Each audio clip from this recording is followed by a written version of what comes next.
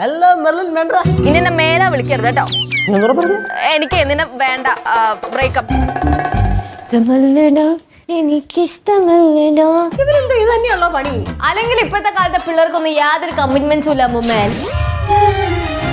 എനിക്ക് നിന്നെ വേണ്ട. நம்ம கேசுக்கு என்னாச்சு? அவர் ரொம்ப வருத்தமா அப்படியே அந்த பாറமட பக்கத்துல தான் போனா. ബ്രേക്കപ്പ് പാറമട. എന്തായാലും കുറച്ച് എപ്പിസോഡുകൾക്ക് ശേഷം മെർലിൻ നമ്മുടെ ഉപ്പുമുളകിലേക്കും തിരിച്ചു വന്നിട്ടുണ്ട്. എന്തായാലും ഒരു പ്രാങ്ക് പരിപാടിയായിട്ടാണ് എനിക്ക് പ്രമോ കണ്ടപ്പോൾ തോന്നിയത്. ജസ്റ്റ് ഒന്ന് കേശുവിനെ പേടിപ്പിക്കാൻ വേണ്ടിയിട്ട് നമ്മുടെ ആ സജഷൻ ഷോട്ടിൽ അപ്പുറത്തേക്കുന്നത് എനിക്ക് ലച്ചുവിനായിട്ടാണ് തോന്നിയത്.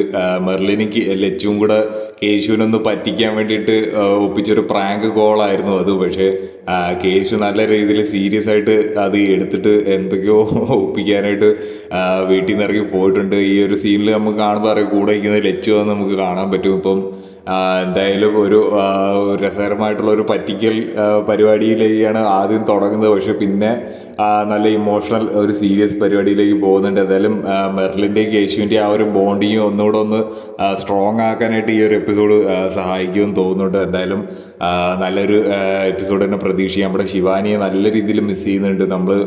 കുറച്ച് ശിവാനിയുടെ കാര്യങ്ങൾ കമൻറ്റ് സെക്ഷനിൽ ഇട്ട് കഴിഞ്ഞാൽ നമുക്ക് ശിവാനി